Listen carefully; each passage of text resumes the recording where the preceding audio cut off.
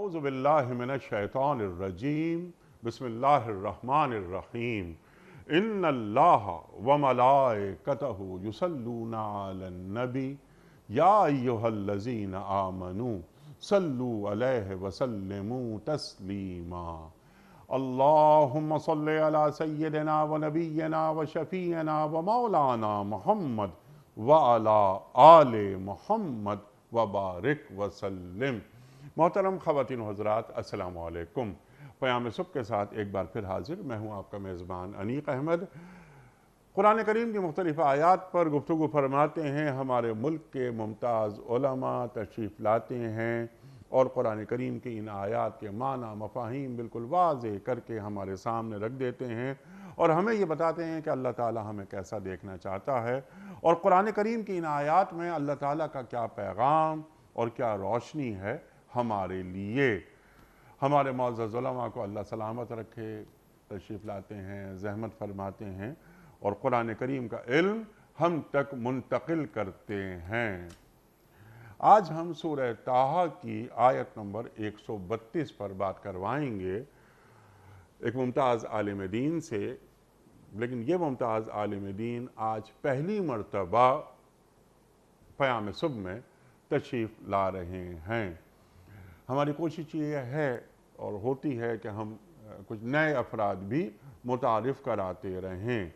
ख़वातीन हज़रात, इससे पहले कि मैं इनका तफ़सीली तारुफ़ आपसे कराऊँ, सूरह ताहा की आयत नंबर 132 पर आज हम बात करवाएंगे। अल्लाह ताला नमाज के हवाले से तलक़ीन फरमा रहा है कि अपने अहलो अयाल को नमाज की तलक़ीन करो। अहलो अयाल से क्या मुराद है? अहलो अयाल से मुराद सिर्फ घर वाले, या अय्युहल्लज़ीना आमनू क़ू अनफुसकुम व अहलीकुम नारा, बस वहाँ तक बात हो रही है? या जो मेरे ज़ेर दस्त हैं, अगर मैं किसी इदारे का सरबराह हूँ तो क्या वहाँ भी मैं नमाज की पाबंदी करवाऊँगा? अगर मैं सरबराह ममलकत हूँ तो क्या मेरी ज़िम्मेदारियों में मेरा दीन मुझ पर यह फ़रीज़ा आयद कर रहा है कि मैं उनसे भी नमाज पढ़वाऊँगा जो मेरी रियासत में मुक़ीम अफराद हैं, अहले ईमान हैं? ख़वातीन व हज़रात, इसको ज़रा खोलेंगे और नमाज की अहमियत अल्लाह ताला इतनी ज़्यादा पूरे कुरान करीम के अंदर बयान फरमा रहा है। सरकार दो आलम सल्लल्लाहु अलैहि वसल्लम का इरशाद कि मोमिन और काफिर के दरमियान जो इम्तियाज़ है वो नमाज है। ख़वातीन हज़रात, अक़िमिस्सलात लिज़िक्री, नमाज कायम करो मेरी याद के लिए। तो नमाज की जो अहमियत है या नमाज की अहमियत जो एक मोमिन की ज़िंदगी में होनी चाहिए वो क्या है, ये भी हम एक सवाल रखेंगे। हमारा रवैया क्या है?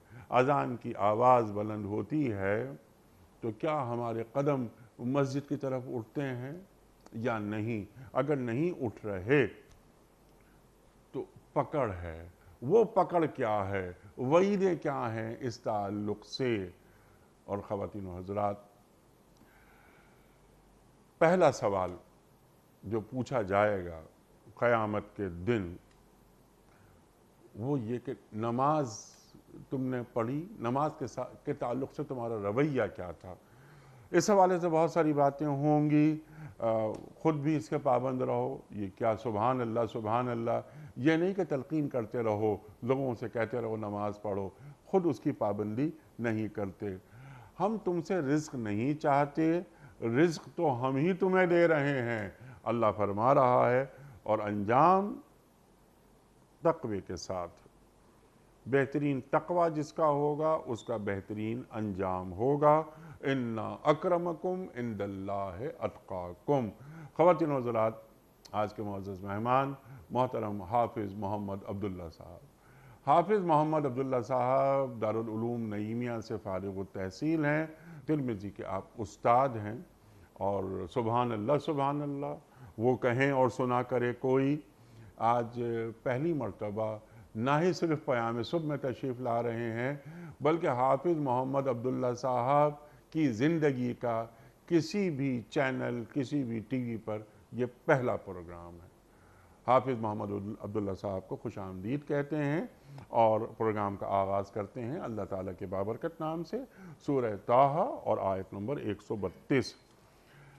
اعوذ باللہ من الشیطان الرجیم، بسم اللہ الرحمن الرحیم۔ وَأْمُرْ أَهْلَكَ بِالصَّلَاةِ وَاصْطَبِرْ عَلَيْهَا لَا نَسْأَلُكَ رِزْقًا نَحْنُ نَرْزُقُكَ وَالْعَاقِبَةُ لِلتَّقْوَى صدق اللہ العظیم۔ اپنے اہل و عیال کو نماز کی تلقین کرو اور خود بھی اس کے پابند رہو۔ ہم تم سے کوئی رزق نہیں چاہتے، رزق تو ہم ہی تمہیں دے رہے ہیں، اور انجام کی بھلائی تقوی کے ساتھ ہے۔ خواتین حضرات، اس سے پہلے کہ ہم رکھیں آج کے پروگرام کے حوالے سے پہلا سوال، محترم حافظ محمد عبداللہ صاحب کی خدمت میں کوئز، کل کے پوچھے گئے سوال کا درست جواب اور آج کا سوال آپ کی خدمت میں۔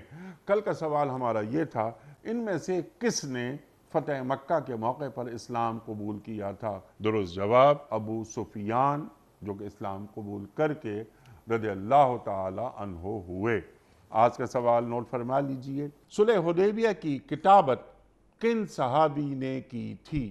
فرسٹ آپشن امیر المومنین حضرت علی مرتضیٰ کرم اللہ وجہہ نے، سیکنڈ آپشن امیر المومنین حضرت ابو بکر صدیق رضی اللہ تعالی عنہ نے، تھرڈ آپشن امیر المومنین حضرت عمر فاروق رضی اللہ تعالی عنہ نے۔ جو درست جواب آپ سمجھتے ہوں روانہ فرمائیے۔ ہمارے فون نمبرز ہیں 009221345270009، دوسرا فون نمبر ہے 0092234300980۔ ہمارا ای میل ایڈریس ps@dunyatv.tv، ہمارا SMS کا نمبر 3031 اور ہمارا واٹس ایپ کا نمبر ہے 009232182500194۔ حضرت، سب سے پہلے تو آپ کا بڑا شکر گزار کہ آپ تشریف لائے اور آپ نے وقت دیا، اور آج آپ زندگی کے کسی بھی ٹی وی پروگرام میں پہلی مرتبہ شریک ہو رہے ہیں۔ استفادہ کریں گے آپ سے۔ ارشاد فرمائیے کہ اللہ تعالیٰ سورہ طٰہٰ کی آیت نمبر 132 میں یہاں جو تلقین فرما رہا ہے، اہل و عیال کو نماز کی تلقین کرو، اہل و عیال میں کون کون شامل ہے؟ نماز کی اہمیت اللہ اور اللہ کے رسول صلی اللہ علیہ وآلہ وسلم کیا بیان فرماتے ہیں؟ بسم اللہ الرحمن الرحیم۔ رب اشرح لی صدری ویسر لی امری واحلل عقدۃ من لسانی یفقہوا قولی صدق اللہ العلی العظیم۔ جناب انیق احمد صاحب، آپ کا بہت بہت شکریہ، آپ نے اس پروگرام میں لب کشائی کا موقع عطا فرمایا۔ جو آیت مبارکہ آپ نے تلاوت کی سورہ طٰہٰ کی آیت نمبر 132، اس آیت مبارکہ میں اللہ تعالیٰ نے اپنے حبیب مکرم صلی اللہ علیہ وسلم ہمارے آقا و مولا کو ہدایت دی، آپ کو حکم دیا کہ میرے حبیب وَأْمُرْ أَهْلَكَ بِالصَّلَاةِ، آپ اپنے اہل خانہ کو، اپنے جملہ متعلقین کو صلاۃ کا، نماز کا حکم دیں۔ اس آیت مبارکہ سے پہلے جو گزشتہ آیات ہیں، آیت نمبر 130، آیت نمبر 131، ان آیات میں بھی اللہ تعالیٰ نے خاص نبی کریم صلی اللہ علیہ وسلم کو بھی نماز کا حکم دیا۔ ارشاد فرمایا کہ فَاصْبِرْ عَلَى مَا يَقُولُونَ وَسَبِّحْ بِحَمْدِ رَبِّكَ قَبْلَ طُلُوعِ الشَّمْسِ وَقَبْلَ غُرُوبِهَا وَمِنْ آنَاءِ اللَّيْلِ فَسَبِّحْ وَأَطْرَافَ النَّهَارِ لَعَلَّكَ تَرْضَىٰ۔ سبحان اللہ۔ کہ حبیب فَاصْبِرْ عَلَى مَا يَقُولُونَ، یہ جو آپ کی دل آزاریاں کرنے والے لوگ ہیں، جو اپنی زبانوں سے شعلے اگلتے ہیں، آپ کے بارے میں نازیبہ کلمات، نازیبہ گفتگو کرتے ہیں، ان کی تمام دل آزاریوں پر آپ صبر کیجئے، تحمل سے کام لیجئے۔ وَسَبِّحْ بِحَمْدِ رَبِّكَ، اور صبر کس طرح کیجئے، تحمل سے کس طرح کام لیجئے، اس کا طریقہ بھی اللہ تعالیٰ نے حضور کو بتا دیا سبحان اللہ۔ کہ صبر کا طریقہ یہ ہے کہ وَسَبِّحْ بِحَمْدِ رَبِّكَ، آپ اپنے رب کی حمد کے ساتھ، اپنے رب کی تعریف کے ساتھ اس کی تسبیح، اس کی پاکی بیان کیجئے۔ اب یہ جو آیت مبارکہ ہے، اس آیت مبارکہ میں اللہ تعالیٰ نے تسبیح، تحمید، اس کے اوقات بھی ساتھ بیان فرمائے کہ قبل طلوع الشمس و قبل غروبها، کہ یہ تسبیح و تحمید جو عام ذکر الہی ہوتا ہے اس کے لیے تو کوئی اوقات نہیں، کوئی خاص وقت اس کے لیے مقرر نہیں، وہ جب چاہے آدمی کر سکتا ہے، لیکن یہاں خاص اللہ تعالیٰ نے ان کے لیے اوقات معین فرما دیے کہ قبل طلوع الشمس و قبل غروبها، رب کی تسبیح، رب کی تحمید یہ طلوع شمس سے پہلے، سورج کے طلوع ہونے سے پہلے، وقبل غروبها، سورج کے غروب ہونے سے پہلے فرمائے۔ تسبیح و تحمید یہ نماز کے اندر پائی جاتی ہے، نماز کا آغاز ہی اللہ تعالیٰ کی تسبیح سے ہے، سبحانک اللہم، اللہ کی حمد ہے، وبحمدک، پھر ہم سورہ فاتحہ پڑھتے ہیں نماز کے اندر، وہ بھی اللہ تعالیٰ کی حمد و ثنا پر مشتمل ہے، الحمدللہ رب العالمین، آگے اللہ کی صفات کا بیان ہے، عظمتوں کا بیان ہے، الرحمن الرحیم، مالک یوم الدین۔ پھر اس کے بعد ہم رکوع میں جاتے ہیں، رکوع میں اللہ کی تسبیح، سبحان ربی الاعلیٰ۔ پھر ہم قومے میں آتے ہیں، قومے میں اللہ تعالیٰ کی تسبیح ہے کہ سمع اللہ لمن حمیدہ ربنا لک الحمد۔ اور پھر ہم سجدے میں جاتے ہیں، سجدے میں اللہ کی تسبیح بیان کرتے ہیں، سبحان ربی الاعلیٰ۔ پھر جب کھڑے ہوتے ہیں تو یہ پوری رکعت، پوری نماز یہ تسبیح پر، تحمید پر مشتمل ہے، اللہ کی حمد و ثنا پر مشتمل ہے۔ تو یہ جو فرمایا وَسَبِّحْ بِحَمْدِ رَبِّكَ، گویا کہ یہ اسی طرح ہے کہ اقیم الصلاۃ، حبیب آپ نماز قائم کریں۔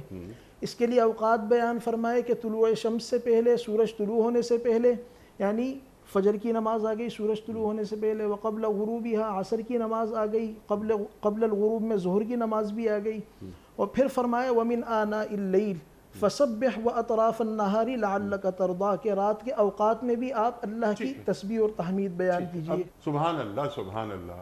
حضرت میرا سمپل سوال آپ کی خدمت میں یہ ہے کہ ایک مومن کی زندگی میں نماز کی کیا اہمیت ہوتی ہے؟ نماز کے تعلق سے قرآن کریم کیا فرما رہا ہے؟ یہ جو ارکان نماز ہیں وہ تو آپ نے بیان فرما دیجئے، لیکن یہ نماز کا مقام کیا ہے، نماز کا فلسفہ کیا ہے؟ اللہ تعالیٰ ایک بندے مومن کو کس طرح دیکھنا چاہتا ہے؟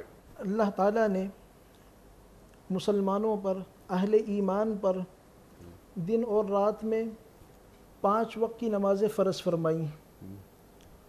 نبی کریم صلی اللہ علیہ وسلم نے نماز کو دین کے بنیادی ارکان، جو بنیادی ستون ہیں، ان ستونوں میں سے سب سے اہم ستون اور بنیادی ستون قرار دیا ہے کہ بنی الاسلام علی 5، شہادت اللہ الہ الا اللہ وان محمد الرسول اللہ واقام الصلاۃ، کہ یہ دوسرا دین کا، اسلام کا بنیادی ستون ہے۔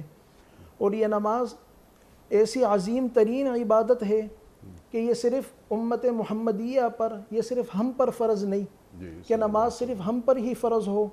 جتنے انبیاء کرام اس روئے زمین پر آئے، اللہ تعالیٰ نے قرآن مجید میں متعدد مقامات پر ان کے متعلق فرمایا کہ وہ نماز کے پابند تھے، وہ خود بھی نماز پڑھتے تھے، وہ اپنے متعلقین، اپنے اہل خانہ، جو ان کا حلقہ احباب تھا، انہیں بھی نماز کی تلقین کرتے تھے۔ قرآن مجید میں اللہ تعالیٰ نے حضرت ابراہیم علیہ السلام کا، جو کہ ابو الانبیاء ہیں، حضرت آدم ابو البشر ہیں، حضرت ابراہیم ابو الانبیاء ہیں، ان کے بعد جتنے نبی آئے وہ سب حضرت ابراہیم علیہ السلام کی اولاد ہی سے آئے۔ ان کے متعلق اللہ تعالیٰ نے ارشاد فرمایا کہ حضرت ابراہیم اپنی اہلیہ کو اور اپنے شیرخوار بچے حضرت اسماعیل علیہ السلام کو بے آب و گیاہ وادی کے اندر، کہ جہاں نہ کوئی درخت ہے، نہ سایہ ہے، نہ کوئی زندگی گزارنے کا وہاں سامان موجود ہے، حضرت ابراہیم علیہ السلام اللہ تعالیٰ کے حکم سے اس بے آب و گیاہ وادی میں اپنی اولاد کو لے آئے، اور کس مقصد کے لیے لے کر آئے، کیوں لے کر آئے، قرآن نے اس مقصد کو بیان فرمایا کہ حضرت ابراہیم نے اللہ کی بارگاہ میں عرض کی کہ ربنا لیقیموا الصلاۃ فاجعل افئدۃ من الناس تہوی الیہم، یا اللہ یہ جو اپنی گھر والی کو، اپنی اہلیہ کو اور اپنے اس شیرخوار بچے کو یہاں چھوڑ کر جا رہا ہوں، یہ اس مقصد کے لیے چھوڑ کر جا رہا ہوں کہ لیقیموا الصلاۃ، کہ یہاں وہ نماز قائم کریں۔ حضرت ابراہیم علیہ السلام اور حضرت اسماعیل جب ان کی عمر 8-10 برس کے قریب ہوئی تو اللہ تعالیٰ نے بیت اللہ کی تعمیر کا حکم دیا۔ وہاں ارشاد فرمایا کہ وَإِذْ بَوَّأْنَا لِإِبْرَاهِيمَ مَكَانَ الْبَيْتِ أَن طَهِّرَ بَيْتِيَ لِلطَّائِفِينَ وَالْقَائِمِينَ وَالرُّكَّعِ السُّجُودِ، کہ یہ جو بیت اللہ کی آپ تعمیر کر رہے ہیں، حضرت ابراہیم سے، حضرت اسماعیل سے فرمایا اللہ تعالیٰ نے میرے اس گھر کو آپ پاک رکھیں۔ کس کے لیے پاک رکھیں؟ للطائفین، طواف کرنے والوں کے لیے، والقائمین، یہاں جو قیام کرنے والے ہیں، والرکع، رکوع کرنے والوں کے لیے، والسجود، یہاں سجدہ کرنے والوں کے لیے، یعنی نماز پڑھنے والوں کے لیے۔ حضرت اسماعیل علیہ السلام کا ذکر فرمایا کہ وَاذْكُرْ فِي الْكِتَابِ اسماعیل إِنَّهُ كَانَ صِدِّيقًا نَبِيًّا وَكَانَ يَأْمُرُ أَهْلَهُ بِالصَّلَاةِ وَالزَّكَاةِ وَكَانَ عِنْدَ رَبِّهِ مَرْضِيًّا۔ حضرت اسماعیل بھی فرمایا کہ نمازی تھے، اور کیسے کہ كَانَ يَأْمُرُ أَهْلَهُ بِالصَّلَاةِ، وہ اپنے گھر والوں کو نماز کا حکم دیتے تھے۔ حضرت عیسیٰ کا ذکر فرمایا کہ قال انی عبد اللہ آتانی الکتاب وجعلنی نبیا وجعلنی مبارکا اینما کنت واوصانی بالصلاة والزکاة۔ حضرت عیسیٰ بھی فرما رہے ہیں کہ اللہ نے مجھے نبی بنایا، پیغمبر بنایا، اور اللہ نے مجھے نماز کا حکم دیا، اللہ نے مجھے روزے کا حکم دیا۔ حضرت مریم علیہ السلام، ان کے متعلق اللہ تعالیٰ نے انہیں حکم دیتے ہوئے فرمایا کہ یا مریم اقنتی لربکی واسجدی ورکعی مع الراکعین، کہ اپنے رب کے لیے قیام کریں، اپنے رب کے لیے رکوع کریں اور اپنے رب کے لیے سجدہ کریں۔ مریم علیہ السلام کے لیے بھی پیغمبر آئے جی ہاں سب نے نماز پڑھی اور پڑھوائی، تلقین کی۔ اللہ اکبر۔ اقم الصلاۃ لذکری، نماز قائم کرو میرے ذکر کے لیے۔ تو اللہ کا ذکر قرآن کریم میں موجود ہے کہ نماز جب ہم پڑھتے ہیں تو اللہ کا ذکر ہو جاتا ہے۔ تو اللہ کا ذکر کس طرح ہوتا ہے، نماز میں ہم کون کون سے کام کرتے ہیں کہ جس کے ذریعے ہم اللہ کے قریب ہو جاتے ہیں، اللہ کا ذکر کرتے ہیں۔ سرکار دو عالم صلی اللہ علیہ وآلہ وسلم جب وصال فرما رہے ہیں تو آپ دو نصیحتیں فرماتے ہیں، دو چیزوں کا خیال رکھنا، ایک نماز اور دوسرا اپنے زیر 10 لوگ، اپنے غلام، ان کا خیال رکھنا۔ تو نماز کی جو اہمیت ہے وہ ایک بندہ مومن کا دل ایک نماز سے اگلی نماز کے درمیان اٹکا رہتا ہے۔ یہ بھی اللہ کے رسول فرما رہے ہیں صلی اللہ علیہ وآلہ وسلم۔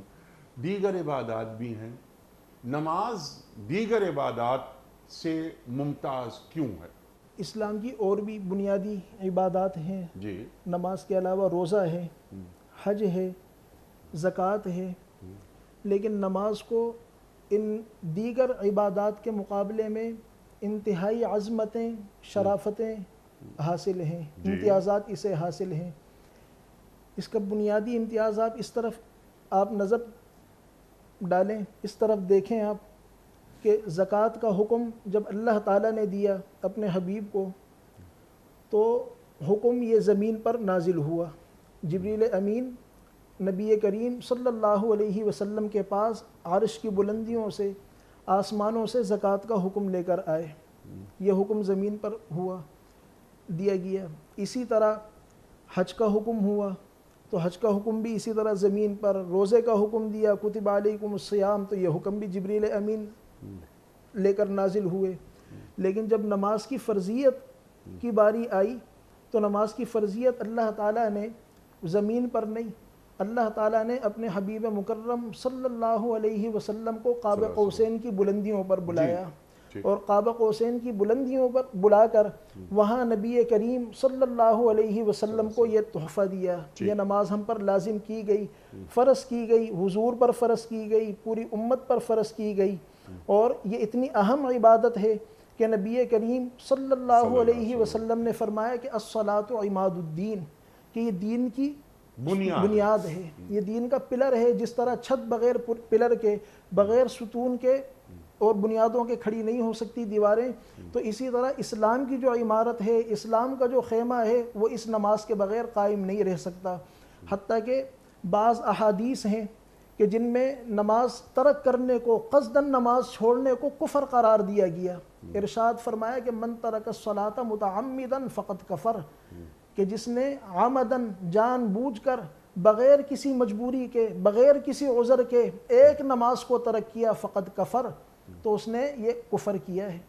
جو صحابہ کرام تھے، صحابہ کرام علیہم الصلاۃ والسلام، تابعین، تبع تابعین، ان کے زمانے میں نماز ترک کرنے کو کفر کی علامت سمجھا جاتا تھا. وہ سمجھتے تھے کہ نماز وہی چھوڑ سکتا ہے کہ جس کا تعلق اسلام سے نہ ہو، جو مسلمان نہ ہو، یا منافقین. منافقین جو منافقین بھی پڑھتے تھے. منافق بھی نماز نہیں چھوڑتے تھے، وہ پڑھتے تھے نماز، لیکن جماعت ترک کرتے تھے. جماعت الکساحت سے، کاہلی کے ساتھ کھڑے ہوتے تھے اللہ کے الذین هم یراؤون، لوگوں کو دکھانے کے لیے. فویل للمصلین، لوگوں کا دکھاوا مقصود ہوتا تھا، ریاکاری مقصود ہوتی تھی. اللہ اکبر، اللہ اکبر، سبحان اللہ، سبحان اللہ. الصلاۃ عماد الدین، نماز دین کا ستون ہے، دین کی بنیاد ہے، دین کی عمارت کھڑی ہوئی ہے. نماز کے آداب ہوتے ہیں کچھ، تلقین تو ہم کر رہے ہیں نا. اس آیت میں اللہ تعالیٰ بیان فرما رہا ہے کہ اپنے اہل و عیال کو نماز کی تلقین کرو اور خود بھی پڑھو. واصطبر علیہا. ہاں، یہ نہیں کہ صرف تلقین ہی کرو. لیکن نماز کے جو آداب ہوتے ہیں، ہم جب سجدے میں جاتے ہیں، سرگوشیاں کرتے ہیں، اللہ تعالیٰ قرآن کریم میں فرما رہا ہے کہ سجدہ کرو اور میرے قریب آ جاؤ. میں آیت اس لیے نہیں پڑھ رہا کہ تلاوت واجب ہے، سجدہ تلاوت واجب ہو جاتی ہے. تو نماز میں جب ہم سجدہ کر رہے ہیں، یہ سجدہ کس کے قدموں میں کر رہے ہیں؟ صحابہ کرام نے نبی کریم صلی اللہ علیہ وسلم سے سوال کیا، حضور سے پوچھا کہ یا رسول اللہ، نماز کے کس حصے میں، کس رکن میں بندہ اپنے رب کے، اپنے پروردگار کے سب سے زیادہ قریب ہوتا ہے؟ حضور اکرم صلی اللہ علیہ وسلم نے فرمایا کہ بندہ سب سے زیادہ نماز میں اپنے رب کے قریب اس وقت ہوتا ہے جب وہ سجدے کی حالت میں ہوتا ہے. کیوں؟ اس لیے کہ ہمارا جو جسم ہے، اس جسم میں سب سے اعلیٰ ترین، سب سے اہم ترین حصہ وہ ہمارا یہ چہرہ ہے. یہ ہمارا دماغ، جس میں اللہ تعالیٰ نے اسی سر میں دماغ رکھا ہے، اسی کو اللہ تعالیٰ نے حسین و جمیل بنایا ہے، خوبصورتی عطا فرمائی ہے. تو یہ انسان کے جسم کا سب سے اعلیٰ حصہ ہے، سب سے افضل ترین حصہ ہے. اور وہ اپنے سب سے افضل ترین حصے کو خاک میں، زمین میں، مٹی میں رکھ دیتا ہے. یعنی آپ اپنے آپ کو اللہ کے آگے ذلیل کر دیتا ہے کہ یا اللہ، جو کچھ ہے وہ تیری ذات ہے، میں کچھ بھی نہیں، میری کوئی شان نہیں، میری کوئی شوکت نہیں، یہ سب کچھ تیری عطا کردہ ہے اور میں تیرے آگے کمتر ہوں، تیرے آگے حقیر ہوں.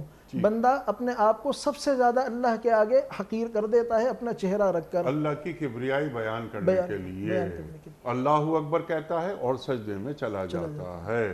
اللہ اکبر. اچھا، نماز ہم پڑھتے ہیں، سجدے ادا کرتے ہیں، سورہ فاتحہ کے بغیر کوئی نماز نہیں ہوتی. اللہ کے رسول فرما رہے ہیں صلی اللہ علیہ وآلہ وسلم، ہم سورہ فاتحہ پڑھتے ہیں، قرآن کریم کی آیات پڑھتے ہیں اور خود کو سپرد کر دیتے ہیں اللہ تعالیٰ کے سامنے. اور نماز مکمل سپردگی کا نام ہے. تکبیر تحریمہ ہوئی اور داخل ہو گئے نماز میں، اللہ سے قربت ہو گئی. نماز یقیناً انسان کو ایک تو اوقات سکھاتی ہے. ان الصلاۃ کانت علی المؤمنین کتابا موقوتا. اس کی ترتیب ہے کہ اوقات مقرر ہیں، تم ان اوقات میں نماز پڑھو. نماز کے جو اثرات ہیں، تلقین تو میں بعد میں کروں گا نا، کہ نماز کے اثرات مجھ پر مرتب ہونے چاہیے، اس کے لیے نماز کو سمجھ کر پڑھنا کتنا ضروری ہے؟ اللہ تعالیٰ کا ارشاد ہے کہ ان الصلاۃ تنہا عن الفحشاء والمنکر، ٹھیک، یہ نماز آپ کو ہر بیہودگی سے، ہر بے حیائی کے کام سے، والمنکر ہر گناہ کے کام سے تمہیں روک دے گی۔ ٹھیک، اب بہت سے لوگوں کو ہم دیکھتے ہیں کہ وہ باقاعدہ نمازی ہوتے ہیں، نماز پڑھتے ہیں، پہلی صف میں بیٹھتے ہیں، لیکن نماز کے اثرات بظاہر نظر نہیں آتے ان کی زندگیوں میں، ناپ تول میں کمی بھی ہے، مسجد میں نماز پڑھ رہے ہیں، دکان میں بیٹھ کے جھوٹ بول رہے ہیں، ٹھیک، خیانتیں ہیں، دھوکے بازیاں ہیں، 2 نمبریاں ہیں، اور ساتھ میں نمازیں بھی ہیں۔ اب اللہ فرماتا ہے ان الصلاۃ تنہا عن الفحشاء والمنکر، نماز تو بے حیائی کے کاموں سے، بیہودگی کے کاموں سے تمہیں روکتی ہے۔ مسئلہ یہ کہ ہم نماز پڑھتے تو ہیں، حرکت کرتے ہیں، گویا کہ یوں سمجھے کہ ورزش ہو رہی ہے، جی میکینیکل انداز ہے، ہاں، ٹھیک ہے، حقیقی نماز نہیں ہے۔ تو حقیقی نماز حقیقی روح کے ساتھ آتی ہے، وہ حقیقی روح پیدا کیسے ہوتی ہے؟ وہ حقیقی روح یہ کہ جس وقت وہ اللہ سے، جب نماز میں تلاوت کرتا ہے، سورہ فاتحہ پڑھ رہا ہے، تو وہ اللہ سے ہم کلام ہو رہا ہے، ٹھیک، وہ اللہ سے گفتگو کر رہا ہے، اللہ اسے جواب دے رہا ہے۔ مسلم شریف میں حدیث ہے، فرمایا کہ یہ سوال و جواب ہے۔ جب بندہ اللہ سے کہتا ہے کہ الحمدللہ رب العالمین، کہ پروردگار تمام تعریفیں تیرے لیے ہیں، تو رب العالمین ہے، اللہ کی ربوبیت کا اقرار کرتا ہے، اس کے لیے اعلیٰ صفات کا، الرحمن الرحیم، ان صفات کا اس کے لیے اقرار کرتا ہے کہ وہ رحمان بھی ہے، رحیم بھی ہے، پھر آگے کہتا ہے کہ مالک یوم الدین، کہ قیامت کے دن کا مالک ہے، اس کا اعتماد ہوتا ہے کہ ایک دن قائم ہوگا، بدلہ دیا جائے گا، اعمال کا بدلہ ہوگا، جزا اور سزا قائم ہوگی۔ اب یہ تلاوت وہ کر رہا ہے، لیکن اسے معلوم ہی نہیں کہ میں کیا پڑھ رہا ہوں نماز میں، اسے نہ ترجمہ اسے معلوم ہے، نہ وہ قرآن مجید کے حقیقی معارف سے اور اس کے اثرات سے وہ آگاہ ہے۔ تو جب تک وہ قرآن مجید کے معانی سے، مفاہیم سے، یا کم از کم جتنی صورتیں وہ تلاوت کرتا ہے جو اسے آتی ہیں، جو آخری صورتیں، اکثر لوگوں کو آخری چھوٹی صورتیں یاد ہوتی ہیں، تو ان کے معانی کو سمجھے اور ان کے مفاہیم کو سمجھے۔ نماز میں تو اللہ کی مالکیت کا اعتراف کرتا ہے کہ قیامت بھی قائم ہوگی، وہ مالک بھی ہے، جزا اور سزا بھی دے گا، سب کچھ ہوگا، لیکن پھر نماز کے بعد جو ہے تمام باتیں اس کے برخلاف ہوتی ہیں۔ جو نماز کے اندر وہ اللہ کے آگے عرض کرتا ہے، اللہ تعالیٰ سے کہتا ہے، نماز کے بعد پھر جھوٹ بھی بولتا ہے، پھر ظلم و زیادتیاں بھی کرتا ہے، ناانصافیاں بھی کرتا ہے، لوگوں کے حق بھی مارتا ہے۔ تو یہ کیسی نماز ہے کہ جو آپ کو جو ہے ان برائیوں سے روک ہی نہیں رہی؟ اللہ تعالیٰ نے فرمایا کہ ان الصلاۃ تنہا، کہ یہ روکتی ہے بے حیائیوں سے۔ اب بیہودگیاں بھی ہو رہی ہیں اور برائیاں بھی ہو رہی ہیں، تو پھر وہ نماز نہیں۔ امام جعفر صادق رضی اللہ تعالی عنہ سے پوچھا گیا کہ اللہ فرماتا ہے کہ نماز بے حیائی سے روکتی ہے، تو آپ ہمیں بتائیں کہ ہمیں کس طرح معلوم ہوگا کہ ہماری نماز قبول ہو رہی ہے یا نہیں، رد ہو رہی ہے؟ یہ ہماری نماز اللہ کی بارگاہ میں مقبول ہے یا مردود ہے؟ آپ اس بارے میں ہمیں کچھ بتائیں۔ امام جعفر صادق فرماتے ہیں کہ تم اگر نمازوں کے اثرات اپنی زندگیوں میں پاؤ، نماز کی علامات، نماز کے اثرات تمہاری زندگیوں میں پائے جائیں، تم گناہوں سے دور ہو رہے ہو، خرابیوں سے دور ہو رہے ہو، تو اس کا مطلب یہ کہ تمہاری نماز قبول ہو رہی ہے۔ اور اگر زندگی میں کوئی اثرات، کوئی تبدیلی تمہارے پیدا نہ ہو، جس طرح پہلے کی تمہاری زندگی تھی اسی طرح نماز کے بعد بھی تمہاری زندگی رہے، تو اس کا مطلب یہ کہ پھر نماز اللہ کی بارگاہ میں قبول نہیں ہو رہی ہے، نماز تمہاری بظاہر مردود ہو رہی ہے، رد کی جا رہی ہے۔ تو نماز کے اثرات زندگی میں پیدا ہوں، آدمی اپنے آپ کو گناہوں سے روکے۔ اور یہ اثرات اسی وقت ہی پیدا ہو سکتے ہیں کہ جب نماز کو سوچ کر، سمجھ کر، غور و خوض کر کے پڑھی جائے۔ ٹھیک ہے، حضرت علی کرم اللہ وجہہ کا ایک قول یاد آیا، آپ فرماتے ہیں کہ اس عبادت میں کوئی بھلائی نہیں جس میں غور و خوض نہ ہو۔ تو نماز کے تعلق سے جب ہم سورہ فاتحہ پڑھ رہے ہیں، سورہ فاتحہ کے بغیر کوئی نماز ہو ہی نہیں سکتی۔ اللہ کے رسول فرماتے ہیں صلی اللہ علیہ وآلہ وسلم، یا قرآن کریم کے جو آیات ہم پڑھ رہے ہیں ان کا جاننا، سمجھنا کتنا ضروری ہے، اور یہ کیسے پیدا ہو ہمارے اندر کہ ہم نماز پڑھ رہے ہیں تو ہم اللہ کو دیکھ رہے ہیں، اور ہم نہیں دیکھ رہے اللہ کو، تو ہمارے اندر یہ خیال کیسے پیدا ہوگا کہ اللہ تو ہمیں دیکھ رہا ہے؟ ارشاد۔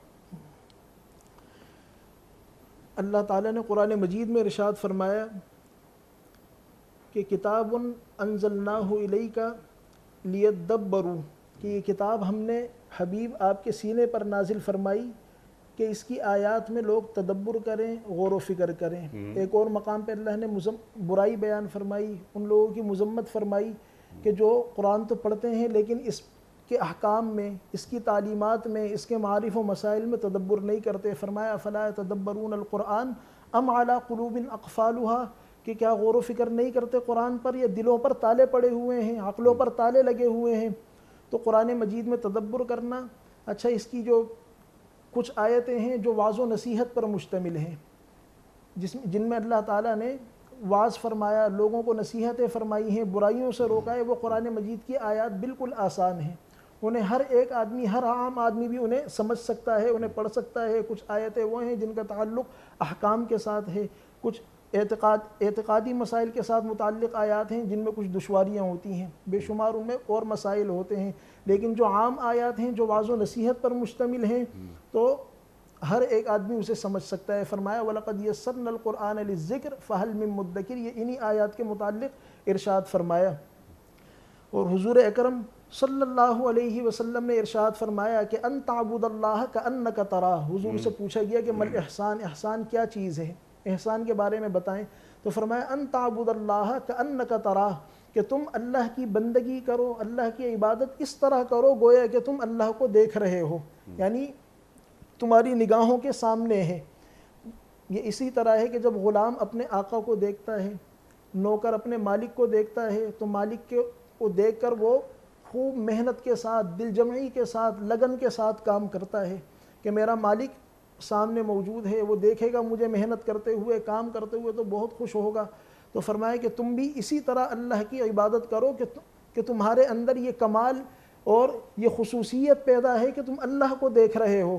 اور فرمایا اگر اتنا کامل ایمان تمہارا نہیں، فَإِن لَمْ تَكُنْ تَرَاهُ فَإِنَّهُ يَرَاكَ، تو کم سے کم اپنے اندر یہی پیدا کر لو کہ میرا مالک مجھے دیکھ رہا ہے۔ یہ کمال کیسے پیدا کیا جاتا ہے، یا وہ سجدہ کیسے ادا کیا جاتا ہے کہ میرے اندر سے آواز آئے کہ ہاں یہ وہی سجدہ ہے جو اللہ تعالیٰ کو مجھ سے مطلوب تھا؟ بنیادی طور پر اللہ تعالیٰ نے ارشاد فرمایا ایک مقام پر قرآن مجید میں کہ یا ایہا الرسل کلوا من الطیبات واعملوا صالحا، یعنی عبادات میں یہ جو کمال پیدا ہوگا، یہ اخلاص پیدا ہوگا، وہ رزق حلال سے، وہ رزق حلال سے، پاکیزہ رزق سے پیدا ہوگا۔ سبحان اللہ، سبحان اللہ تعالیٰ نے رسولوں کو حکم دیا، انبیاء کرام کو، پیغمبروں کو حکم دیا، یہ یا ایہا الرسل رسولوں کو خطاب ہو رہا ہے۔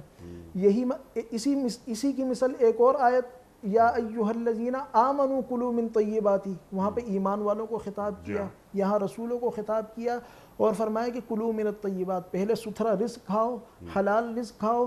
اب اگر حلال ہوگا، لوگوں کا چھینا ہوا مال ہو، قبضہ کیا ہوا مال ہو، خیانت کا مال ہو، تو پھر وہ کہاں سے اثر دکھائے گا؟ وہ ناپاک مال ہمارے جسم کا حصہ بنا ہوا ہے، ہمارے روح کی غذا بنی ہوئی ہے، تو پھر اس کے اثرات تو ظاہر نہیں ہوں گے۔ فرمایا وَعْمَلُوا صَالِحًا، کہ پہلے اچھا کھاؤ، جب کھاؤ گے اچھا ستھرا کھاؤ گے، حلال کھاؤ گے، تو پھر عمل بھی تمہارے اچھے ہوں گے۔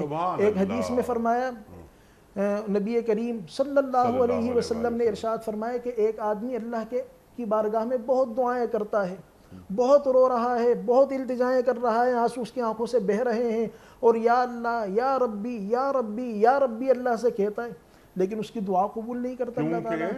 فرمایا ملبسہ حرام ومطعمہ حرام ومشربہ حرام، اللہ اکبر، اس کا لباس حرام، اس کا کھانا حرام، اس کا پینا حرام، تو وہ کیسے فَأَنَّىٰ يُسْتَجَابُ، اللہ، جبکہ وہ مسافر ہے، مسافروں کی دعاؤں کا اللہ قبول کرتا ہے۔ کھڑا کہاں ہے وہ؟ بیت اللہ شریف میں، اللہ اکبر، بیت اللہ شریف میں کھڑا ہے، مسافر ہے، دعائیں مانگ رہا ہے، لیکن اللہ دعائیں قبول نہیں کر رہا۔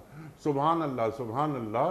یہ نماز کے لیے جو پہلی جسے کہتے ہیں پری ریکوزٹ ہے، وہ یہ کہ رزق حلال پیٹ میں جائے۔ सुभान अल्लाह सुभान अल्लाह। अब नमाज हो रही है, नमाज हम पढ़ रहे हैं और जो आदाब नमाज हैं उनको पूरा कर रहे हैं, उनको पूरा करके नमाज अदा की जा रही है अल्हम्दुलिल्लाह। अब क्या हो रहा है, अल्लाह ताला फरमा रहा है कि अपने अहले खाना को नमाज की तलकीन करो और ख़ुद भी पढ़ो। मैंने इंट्रो में एक सवाल रखा था कि अहले खाना में कौन कौन शामिल है।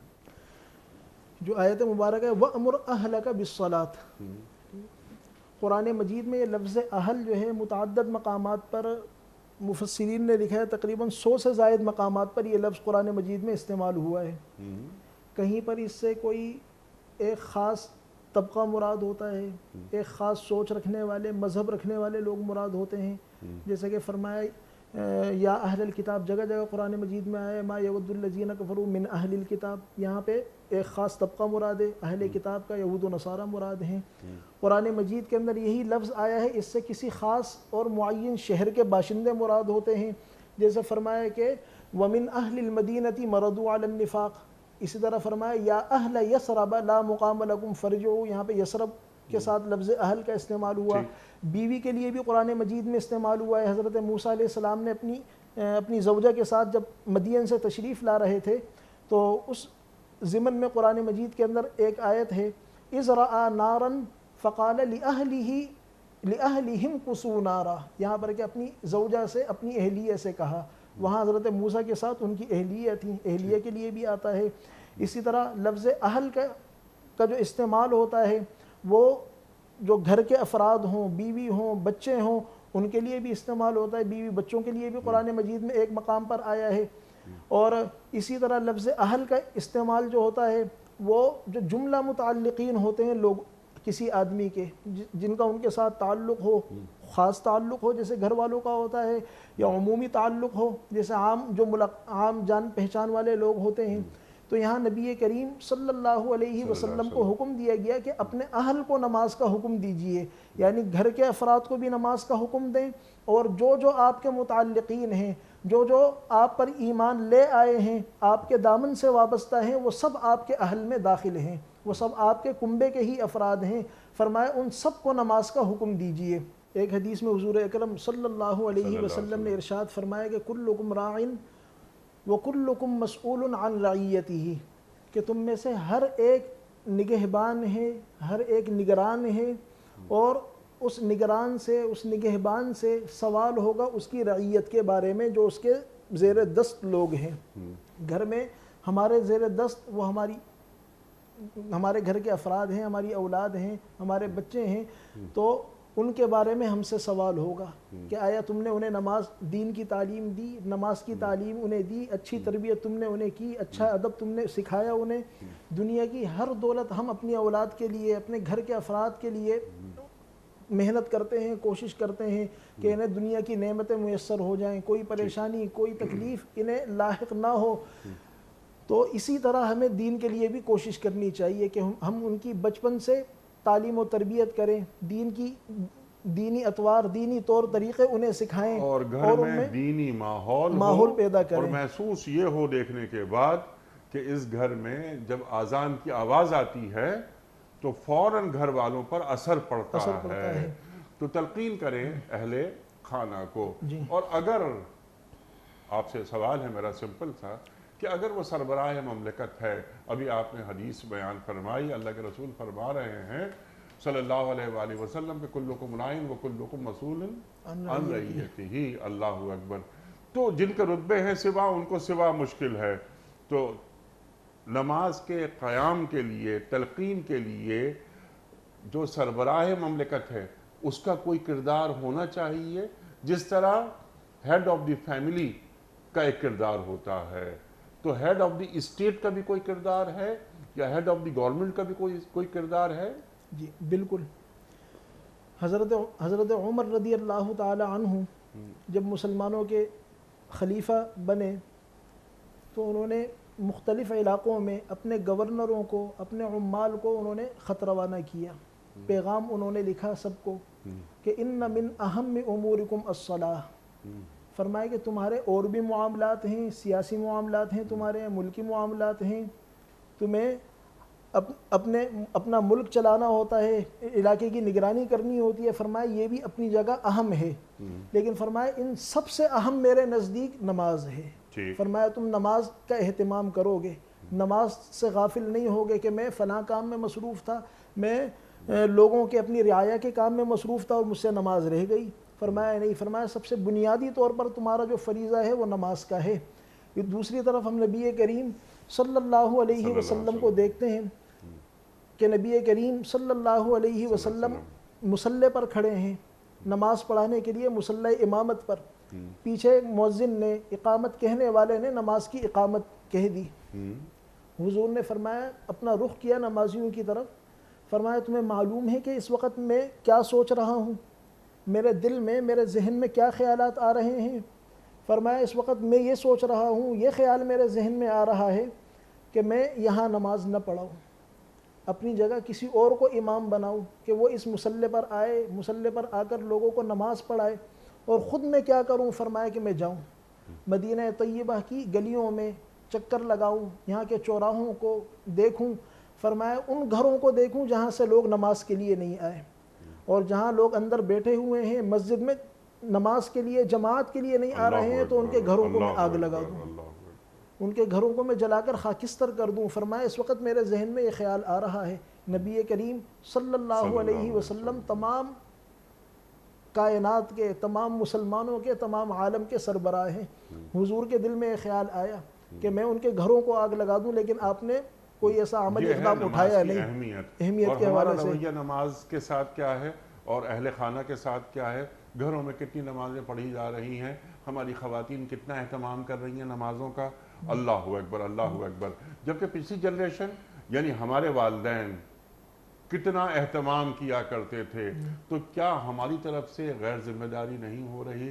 ہم وہ جو ورثہ تھا، وہ اس ورثے کی نگہبانی نہیں کر سکے۔ اپنے گھروں میں وہ ماحول پیدا کرنا چاہیے جو دین کا تقاضا ہے۔ مفتی صاحب آپ ارشاد فرما دیجیے اب یہاں جو اللہ تعالیٰ فرما رہا ہے فوراً اسی آیت میں، آیت ایک ہی ہے، ہم تم سے کوئی رزق نہیں چاہتے، ہم ہی تمہیں رزق دے رہے ہیں۔ پچھلی بات سے اس بات کے درمیان کیا ربط ہے؟ نماز کا حکم دیا اور نماز کے بعد متصل طور پر ارشاد فرمایا کہ آپ نماز کا حکم دیں، خود بھی نماز پڑھتے رہیں، اور اسی حکم پر آپ ڈٹے رہیں، جمے رہیں، ثابت قدم رہیں۔ فرمایا لا نسألک رزقا، ہم آپ سے رزق طلب نہیں کرتے۔ جس طرح ایک آقا، ایک مالک اپنے نوکر سے، اپنے غلام سے خراج، تاوان اس سے طلب کرتا ہے کہ تم محنت کرو، کام کاج کرو اور مجھے تم جو ہے لا کر جو ہے حصہ پہنچاؤ، اتنا۔ اللہ تعالیٰ ہم سب کا مالک ہے۔ فرمایا میں تمہارے دنیا کے مالکوں کی طرح نہیں ہوں، میں تم پر کوئی خراج، کوئی ٹیکس تم پر عائد کر دوں کہ تم نے یہ مجھے ادا کرنا ہے۔ فرمایا لا نسألک رزقا، میں تم سے کسی رزق کا مطالبہ نہیں کرتا، کسی خراج کا، کسی ٹیکس کا تم سے مطالبہ نہیں کرتا، بلکہ میں تم سے تمہارے رزق کا بھی مطالبہ نہیں کرتا۔ نحن نرزقک، میں تمہیں رزق دیتا ہوں، میں تمہیں رزق پہنچاتا ہوں، تمہارا کام میری بندگی ہے، میری اطاعت ہے۔ وما خلقت الجن والانس الا لیعبدون ما اريد منهم من رزق وما اريد ان يطعمون، کہ میرا مطالبہ رزق کا نہیں ہے، اصل مقصد حیات عبادت ہے کہ اللہ کی بندگی میں اور اللہ کی اطاعت میں تم نے اپنی زندگی کو گزارنا ہے۔ رزق کے لیے محنت کرنا، اسباب اور کسب کے جو اسباب ہیں انہیں اختیار کرنا، وہ بھی اپنی دوسری جہت میں وہ بھی جائز ہیں، بلکہ بعض صورتوں میں ضروری بھی ہیں، لیکن مقصد حیات تمہارا یہ نہیں کہ تم ہر وقت پیسہ کمانے میں، دنیا کمانے میں، دنیا کی دولتوں کو اکٹھا کرنے میں اپنا سارا وقت صرف کر دو اور نماز سے، اللہ کی یاد سے بالکل ہی غافل ہو جاؤ۔ فرمایا کہ نحن نرزقک، تم اللہ کو یاد کرو، رزق وہاں سے پہنچائیں گے جہاں تمہارا گمان بھی نہیں ہوگا۔ فرمایا ومن یتق اللہ یجعل لہ مخرجا ولو ان اہل القری آمنوا واتقوا لفتحنا علیہم برکات من السماء۔ فرمایا اگر لوگ حقیقی مومن بن کر دکھائیں، زبان سے تو دعوے کرتے ہیں کہ ہم مومن ہیں، لیکن اگر ان کا دل اور ان کا دماغ بھی مومن ہو جائے، حقیقی مومن بن جائے، تو لفتحنا علیہم برکات من السماء، تو یہ آسمان و زمین سے ہم رزق کے اور برکتوں کے دروازے ان پر کھول کر رکھ دیں گے۔ تو اصل مقصد ہمارا وہ اللہ کو راضی کرنا ہے، اللہ کی بندگی ہے، یہ رزق یہ ثانوی چیزیں ہیں، یہ مقصد حیات نہیں ہے۔ ٹھیک ہے، لیکن پھر بھی اللہ تعالیٰ یہ وعدہ کر رہا ہے کہ ہم ہی تمہیں رزق دیتے ہیں، تم نماز پڑھو، میری عبادت کرو، قریب آؤ، میں رزق کے دروازے تم پر کھولتا چلا جاؤں گا۔ جی ٹھیک ہے، یعنی سمپل بات یہ کہ نماز پڑھنے سے رزق میں اضافہ ہوتا اضافہ ہے، نماز پڑھنے سے رزق میں رزق کے دروازے کھلتے ہیں۔ لاسٹ 2 منٹس ارشاد فرما دیجئے، ٹو ڈوز کرنے کے کام، ہمیں کیا کرنا ہے اپنے گھروں کا ماحول، اپنے آفیسز کا ماحول، اپنے معاشروں کا ماحول، اپنی ریاست کا ماحول ایسا نظر آئے کہ اس ریاست میں سجدے کیے جاتے ہیں اور اللہ کی کبریائی کو بیان کیا جاتا ہے۔ ارشاد پہلا کام کیا ہے؟ یہ آیت کا جو تفسیر بیان ہوئی، جو مکمل تفصیل بیان ہوئی آیت مبارکہ کی، کہ ہر آدمی کہ جس کے ماتحت دوسرے لوگ کام کرتے ہوں تو وہ انہیں نمازوں کی تلقین کرے اور انہیں اعمال صالحہ کی تلقین کرتا رہے، یہ اس کا فریضہ ہے۔ امر بالمعروف نہی عن المنکر، جتنا اس سے ہو سکے وہ خوش اخلاقی کے ساتھ، اچھے مزاج کے ساتھ، اچھے برتاؤ کے ساتھ لوگوں کو تلقین کریں۔ مائیں اپنے بچوں کو، والدین اپنے بچوں کو تلقین کریں۔ دیکھیں اگر کوئی بچہ فیل ہو جاتا ہے یا اس کے نمبر کم آتے ہیں تو مائیں ناراض ہو جاتی ہیں، ڈانٹتی ہیں، شور شرابہ کرتی ہیں، لیکن بچہ نماز نہ پڑھے تو اس پر کوئی ماتھے پر شکن نہیں آتی ہے، کوئی پریشانی انہیں نہیں ہوتی ہے۔ اللہ تعالیٰ ترجیح اول ہے یا نہیں ہے۔ اللہ سے قربت کتنی ہے، اللہ کے جو حقوق ہیں وہ ہم کتنے ادا کر رہے ہیں۔ اللہ اکبر، اللہ اکبر۔ الذین ان مکناہم فی الارض اقاموا الصلاۃ وآتوا الزکاۃ امر بالمعروف ونہی عن المنکر، جنہیں ہم زمین پر اقتدار دیں گے وہ نماز قائم کریں گے، وہ زکوٰۃ کے ادارے قائم کریں گے، نیکی کا حکم دیں گے، برائی سے روکیں گے۔ تو یہ حاکم وقت پر بھی ذمہ داری قرآن کریم عائد کر رہا ہے۔ تو مسلم ریاستوں میں آج پورے مسلم گلوب پہ دیکھیے وہاں کتنے افراد ایسے ہیں حکمرانی کے طبقے میں کہ جو نظام صلاۃ قائم کر رہے ہیں اور نماز ان کی ترجیحات میں شامل ہے۔ اللہ اکبر۔ تو الناس علی دین ملوکہم، اوپر بڑوں کے بنائے ہوئے راستے پہ چلتے ہیں نا، تو ہمارے حکمرانوں کی بھی ذمہ داری ہے، وہ حکمران خواہ اسلام آباد میں بیٹھتے ہوں یا صوبوں کے مرکز میں، انہیں چاہیے کہ اپنے اپنے علاقوں میں نماز کے قیام کا اہتمام کریں۔ مفتی صاحب آپ کا بڑا ممنون، بڑا شکر گزار، آپ تشریف لائے۔ خواتین و حضرات، ہمارے علماء اللہ انہیں سلامت رکھے، تشریف لاتے ہیں اور ہمیں دین سے قریب کرتے ہیں۔ نماز کی اہمیت، نماز کی تلقین، نماز کا اہتمام، نماز کا قیام، قرآن کریم کیا فرماتا ہے، محترم مفتی صاحب نے ہمیں تعلیم فرمایا۔ ہم حافظ محمد عبداللہ صاحب کا ایک بڑے شکر گزار، آپ تشریف لائے اور آپ نے قرآن کریم کے علم سے ہمیں بہرہ مند کیا۔ کوئز، کل کا سوال ہمارا یہ تھا، ان میں سے کس نے فتح مکہ کے موقع پر اسلام قبول کیا تھا؟ درست جواب ابو سفیان، جو کہ اسلام قبول کر کے رضی اللہ تعالی عنہ ہوئے۔ آج کا سوال نوٹ فرما لیجئے، صلح حدیبیہ کی کتابت کن صحابی نے کی تھی؟ فرسٹ آپشن امیر المومنین حضرت علی مرتضیٰ کرم اللہ وجہہ نے، سیکنڈ آپشن امیر المومنین حضرت ابو بکر صدیق رضی اللہ تعالی عنہ نے، تھرڈ آپشن امیر المومنین حضرت عمر فاروق رضی اللہ تعالی عنہ نے۔ جو درست جواب آپ سمجھتے ہوں روانہ فرمائیے۔ ہمارے فون نمبرز ہیں 009221234527009، دوسرا فون نمبر ہے 0092234300980۔ ہمارا ای میل ایڈریس ps@dunyatv.tv، ہمارا SMS کا نمبر 3031 اور ہمارا واٹس ایپ کا نمبر ہے 0092321825019۔ حضرت یہ قرآن اندازی کا وقت ہے، ایک پرچی نکالیے آپ اور اس پرچی کو آپ اعلان فرما دیجئے ونر کون ہے۔ یہ ایک چھوٹا سا سلسلہ ہوتا ہے دینی معلومات کے فروغ کے لیے۔ آج کے ونر کون ہیں؟ محمد رشید خان، کہاں سے؟ یہ کینیڈا سے ہیں۔ یہ کینیڈا سے محمد رشید خان صاحب کینیڈا سے آپ کی خدمت میں دنیا ٹی وی کی جانب سے دینی کتب پر مشتمل گفٹ ہیمپر آپ کے گھر بذریعہ کوریئر روانہ کیا جا رہا ہے۔ آپ کو بہت بہت مبارک ہو۔ پیام صبح کا اختتام ہوتا ہے روزانہ ایک قول پر، اور وہ قول ہوتا ہے صاحب نہج البلاغہ امیر المومنین حضرت علی مرتضیٰ کرم اللہ وجہہ کا۔ آپ فرماتے ہیں نعمتوں کے وقت شکر کو بھول نہ جاؤ، نعمتوں کے وقت شکر کو بھول نہ جاؤ۔ سبحان اللہ سبحان اللہ۔ اپنے میزبان انیق احمد کو کل تک کے لیے اجازت دیجیے۔ خدا حافظ۔